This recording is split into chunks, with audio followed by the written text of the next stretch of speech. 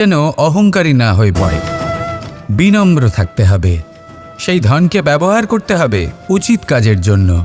সেই ধনের দ্বারা সমাজের মঙ্গল করা উচিত। সকল মানুষকে সাহায্য করা উচিত যাদের ধনের অভাব আছে। যদি ধনী হওয়া সত্ত্বেও আপনি ধনের সদ্ব্যবহার এই সমাজের মঙ্গলের জন্য, তার ভালোর জন্য না করেন, যদি আপনি ধন দান না করেন, তাহলে এই ধন অহংকার রূপী বিষে পরিণত হয়ে আপনাকেই নাশ করবে।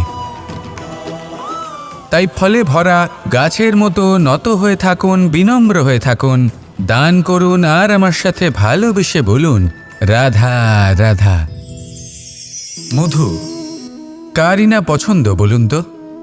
অত্যন্ত সুস্বাদু হয় এই মধু, মিষ্টি খেতে হয় এবং তা শক্তিও প্রদান করে। এবং প্রত্যেকটি মিষ্টি পদার্থের মতোই এতেও